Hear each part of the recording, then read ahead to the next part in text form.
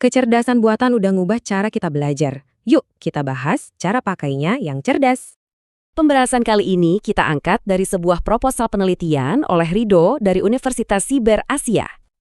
Oke, mari kita bedah. Kehadiran AI ini memunculkan pertanyaan besar bagi siswa dan juga guru.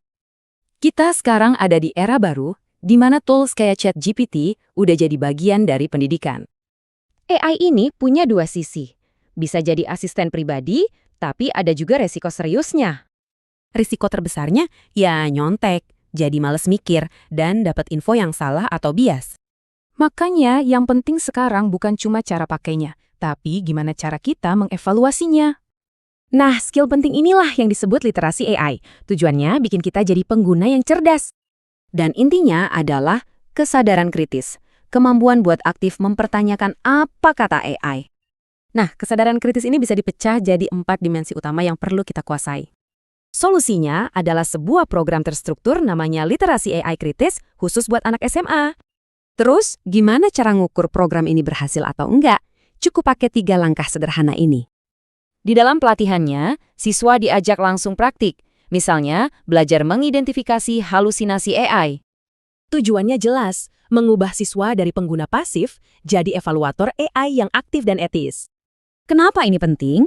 Karena ini mengasah cara berpikir kritis dan nyiapin mereka buat masa depan. Ini menyisakan satu pertanyaan besar buat kita. Kalau AI punya semua jawaban, apa tugas kita selanjutnya? Sebagai info, kerangka keren ini diusulkan oleh Rido dari mata kuliah ICT Literasi Universitas Siber Asia. Halo semuanya, perkenalkan nama saya Rido dari Prodi Informatika kelas IF 102. Saya akan presentasikan tugas proposal saya ICT Literasi. Sebelumnya saya akan share screen terlebih dahulu. Nah, ini adalah judul dari proposal saya, yaitu Literasi AI, membangun kesadaran kritis siswa SMA terhadap ChatGPT dan generatif AI dalam pembelajaran. Kita akan mulai. Agendanya ini yaitu ada latar belakang dan urgensi masalah. Yang pertama itu ada konteks transformasi digital pendidikan dengan masuknya generatif AI seperti ChatGPT sejak akhir tahun 2022. Nah, di sini ada tantangan utama di SMA, itu kecurangannya akademik, kemudahan jawaban instan, meningkatkan risiko ketergantungan dan menurunkan integritas akademik. Terus yang kedua itu ada penurunan keterampilan kritis, penggunaan tanpa pengawasan mengikis kemampuan berpikir mandiri, menganalisis, dan memecahkan masalah. Yang terakhir ketiga itu isu etika. Siswa kurang menyadari halusinasi AI, yang itu outputnya salah yang meyakinkan, bias data, dan masalah hak cipta. Urgensi penelitian, literasi AI harus fokus pada kesadaran kritis yang why and how to evaluate, bukan hanya cara menggunakan atau how to use. Lanjut, selanjutnya itu perumusan masalah dan tujuan penelitian. Perumusan masalah atau intinya itu yang pertama itu mengukur tingkat awal pemahaman dan kesadaran kritis siswa SMA terhadap generatif AI. Yang kedua, bagaimana desain modul program literasi AI kritis yang efektif. Yang terakhir itu yang ketiga, apakah terdapat peningkatan yang signifikan setelah implementasi program. Nah, tujuan penelitiannya atau aksinya itu yang pertama itu mengukur tingkat awal pemahaman dan kesadaran kritis siswa SMA. Yang kedua, mengembangkan modul program literasi AI kritis. Yang terakhir ketiga, menguji efektivitas program dalam meningkatkan kesadaran kritis siswa atau anti halusinasi, bias, dan etika. Nah, ini konsep kunci generatif AI dan kesadaran kritis. Generatif AI dan ChatGPT. Yang pertama itu generatif AI menghasilkan data baru yang menyerupai data pelatihan.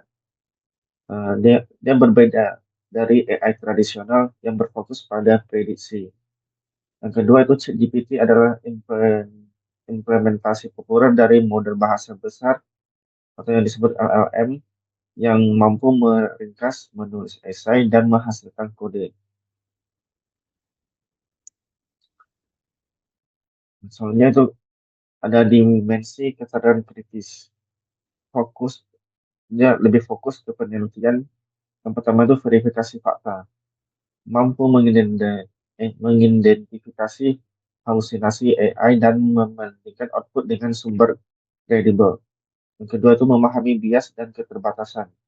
Menyadari bahwa output AI mencerminkan bias data pelatihan dan mengetahui keterbatasan pengetahuan model atau data cut-off. Yang ketiga, etika penggunaan. Mampu membuat keputusan etis terkait atribusi, plagiarisme, dan privasi data. Selanjutnya itu kita akan memasuki kerangka berpikir dan hipotesisnya. Kerangka berpikir, yang pertama itu kondisi awal atau pretest. Siswa memiliki kesadaran kritis yang cenderung rendah dan penggunaan AI yang pasif atau berisiko. Yang kedua itu intervensi atau treatment. Implementasi modul program literasi AI kritis, dia lebih fokus ke verifikasi halusinasi, etika atribusi, dan prompting kritis. Yang terakhir yaitu yang ketiga kondisi akhir atau post test diharapkan terjadi peningkatan signifikan pada kesadaran kritis. Selanjutnya itu ada hipotesis penelitian atau HSA. Terdapat peningkatan yang signifikan dalam tingkat kesadaran kritis siswa SMA terhadap generatif AI setelah implementasi program literasi AI kritis. Selanjutnya itu metode penelitian atau pendekatan dan desainnya. Yang pertama itu pendekatannya itu pakai kuantitatif untuk mengukur efektivitas secara statistik dengan dokumen kualitatif yang seperti wawancara terstruktur untuk memperkaya analisis. Kemudian desain penelitiannya itu seperti kuas eksperimental design dengan pola one group pretest post test design. Nah, di sini metode penelitian atau pendekatan dan desainnya. Misalnya kita pakai grup itu kelompok eksperimen, pretestnya untuk pengukuran kesadaran kritis, treatmentnya itu implementasi modul literasi AI kritis, terus ada post test itu kita pakai pengukuran kesadaran kritis akhir. Nah, selanjutnya itu instrumen dan analisis data. Instrumen kuantitatif tes yang pertama itu tes kesadaran kritis AI, yang itu pre-test dan post-test. Ini untuk mengukur verifikasi fakta, pemahaman bias, dan etika atribusi.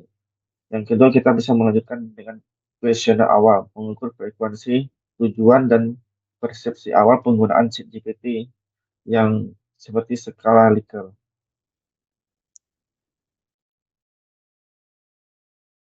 Yang, yang, yang selanjutnya itu instrumen kualitatif. Ini kita bisa pakai wawancara terstruktur seperti refleksi siswa terhadap perubahan perilaku dan kesadaran setelah intervensi.